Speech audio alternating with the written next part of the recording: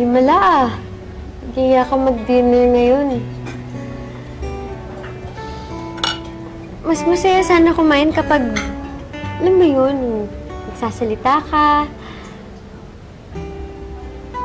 Para kasing may problema ka eh. Kanina ka patahimik dyan.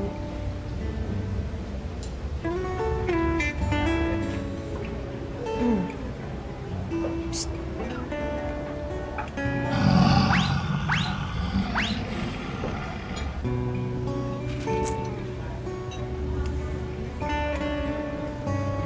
Excuse me.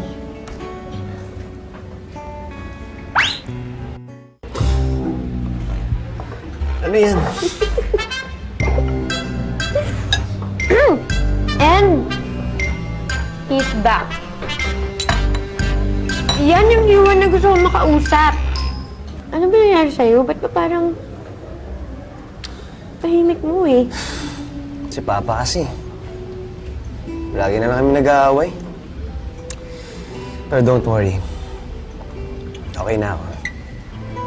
Ngayon kasi, ikaw na lang nagpapasaya sa akin eh.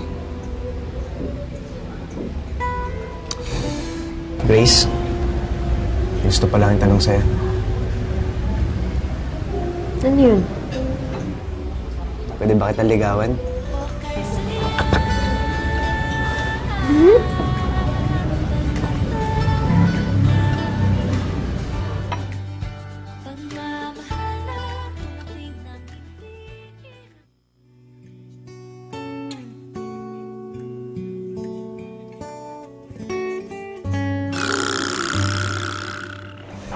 Enjoy ka ba? O yan, check mo yung kitchen ko.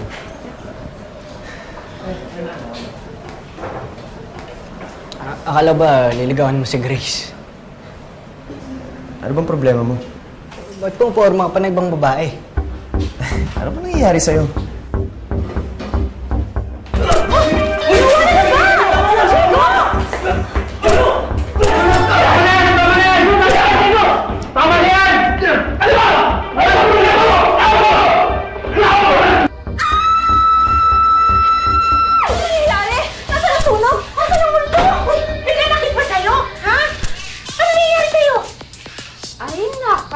Nakakaloka? Kala ko kung ano nangyari sa'yo. Ay naku, tantanan mo na yung panonood ng horror, ha?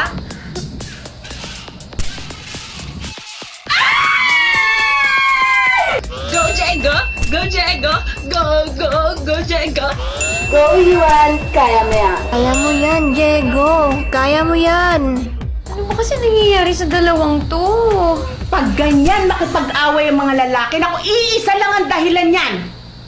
Babae! Ay! Gusto ko yun, nakakakilig. Ngayon po natin natutunghayan na ang patunay na all is fair in love and war.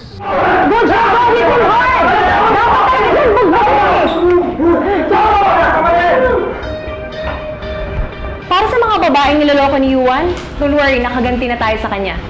Hey! Don't you dare upload that! Upload? Hindi na kailangan, no? You were live the whole time. That's what you get for playing me. Sana napanood yung lahat ng babaeng niloloko mo.